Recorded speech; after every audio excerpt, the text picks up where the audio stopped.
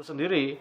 Di sini menuntut peneliti agar lebih cermat memahami dunia yang sedang dihadapi dalam karya tersebut, apalagi kalau karya-karya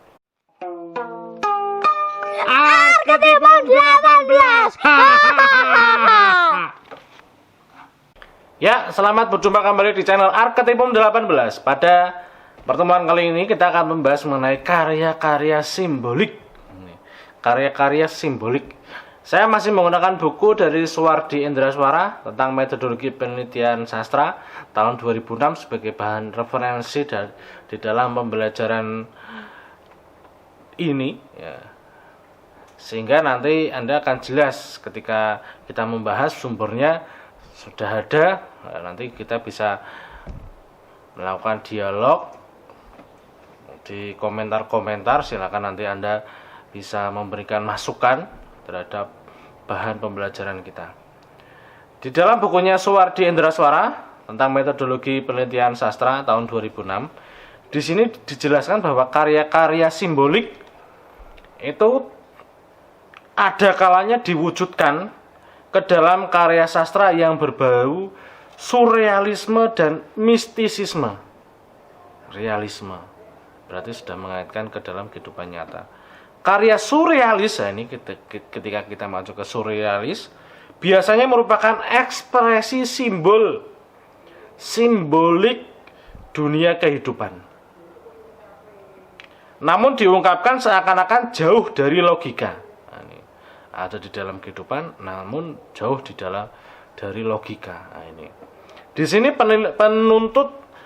menuntut peneliti agar lebih cermat memahami dunia yang sedang dihadapi dalam karya tersebut. Di sini ada kecermatan peneliti ketika dia sudah masuk ke surrealis, bahwa ekspresi simbol di dalam kehidupan itu digambarkan seakan-akan jauh dari logika.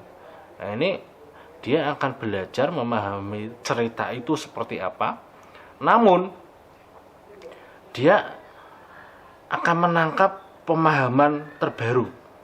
Kenapa seperti ini? Agar nantinya kedudukannya akan semakin jelas. Hal-hal yang ada di dalam dunia ditangkap, kemudian dikembangkan oleh imajinasi pengarang, penulis, sehingga memunculkan logika-logika baru. Namun logika itu perlu dipertanyakan. Kenapa berbeda? Ini menarik sekali ketika kita sudah masuk ke surrealis itu sendiri. Di sini menuntut peneliti agar lebih cermat memahami dunia yang sedang dihadapi dalam karya tersebut, apalagi kalau karya-karya tersebut diungkapkan ke dalam bentuk mistik. Peneliti harus mampu masuk di dalamnya. Ketika Anda memahami karya sastra itu, benar-benar Anda terjun untuk memahami sebenarnya peristiwanya seperti apa di dalam kehidupan seperti ini, namun ada logika-logika berdasarkan imajinasi penulis, pengarang. Ini bisa menjadi bahan pembelajaran. Nah, ini bisa menjadi salah satu pilihan ketika Anda sedang melakukan problematika kehidupan. Nah, ini belajar dari karya sastra itu. Nah, padahal di dalam kehidupan logika ini belum tentu berterima. Inilah pilihan-pilihan yang ada di dalam karya sastra, tentunya merupakan pilihan-pilihan yang bijak, menawarkan sesuatu yang baru. Nah, yang kemanfaatannya kadang ada yang sudah diterapkan dan kadang ada yang belum. Nah, ini merupakan daya tarik pengarang itu sendiri ketika memunculkan logika-logika di dalam imajinasinya. Karya-karya, di sini dijelaskan, karya-karya sastra yang berbau mistik seperti Kecubung Pengasihan karya Danarto hanya bisa dipahami ketika peneliti memahami konsep mistik kejawen secara fasih. Jadi Anda tidak bisa nantinya memutuskan hal ini benar, hal ini salah sebelum Anda memahami mengenai gejala-gejalanya, mengenai konsep mistik itu sendiri seperti apa. Nah, ini konsepnya. Anda jangan sampai menghakimi ketika Anda belum benar-benar terjun dan Anda memahami konsep dasarnya seperti apa dari karya tersebut. Nah, ini penting untuk dipahami. Logika-logika yang ada ini tentunya berdasarkan imajinasi pengarang yang tentunya ada di dalam kehidupan, dan seperti yang saya katakan tadi, ada yang sudah diterapkan dan ada yang belum menerapkan, belum tentu.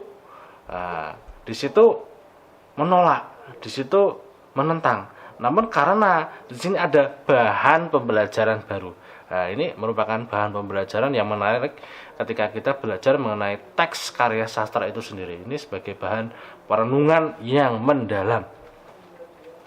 Tanpa pemahaman mistik, di sini dijelaskan, tanpa pemahaman mistik kejawen, peneliti akan terhambat dalam menafsirkan teks. Nah, ini. Karenanya pada saat peneliti melakukan penafsiran, sastra simbolik, surrealis, dan mistik perlu bekal konsep kehidupan yang jelas. Ini perlu dasarnya Anda kalau membaca karya sastra ini, tetapi Anda harus mengawali dengan konsepnya dulu itu seperti apa. Nah, ini. Dari situ tampak jelas, di sini dijelaskan, dari situ tampak jelas bahwa aliran tersebut menghendaki seorang peneliti yang pandai memahami konteks. Nah, Anda perlu memahami dasar-dasar tadi, konsepnya itu seperti apa mengenai kejawen. Konsep mistik itu seperti apa ini. Konteks kehidupan simbolik memang seringkali menggoda dan berbeda dengan kenyataan. Itulah sebabnya di sini dijelaskan peneliti perlu menyiapkan konsep. Nah, seperti yang saya katakan tadi, Anda perlu memahami konsepnya, menyiapkan konsepnya tentang konteks tersebut. Bangun konsep tersebut sebaiknya disiapkan lebih awal sebelum peneliti melakukan pembacaan karya sastra, agar peneliti mampu memberi tafsir ya, yang lebih signifikan saat berhadapan dengan karya sastra yang diteliti. Bangun konsepnya dulu. Ini, ketika Anda sudah membangun konsep yang jelas, baca karya sastranya. Jadi nanti akan imbang Anda.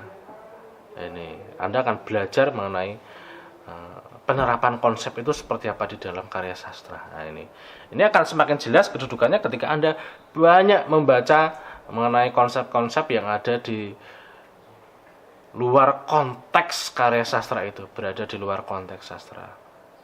Konteksnya, konteks teks sastra. Ketika konteks itu belum Anda pahami dan Anda membaca karya sastra, ini Anda belum memahami secara jelas konsepnya itu sendiri. Ini konsep perlu dibangun sejak awal ketika Anda memahami karya simbolik, kemudian agar kedudukan Anda semakin jelas peran Anda ketika melakukan penelitian. Itu tadi penjelasan dari saya, semoga bisa bermanfaat untuk Anda. Sampai berjumpa di channel Arketipum 18 selanjutnya. Salam budaya. Arketipum 18.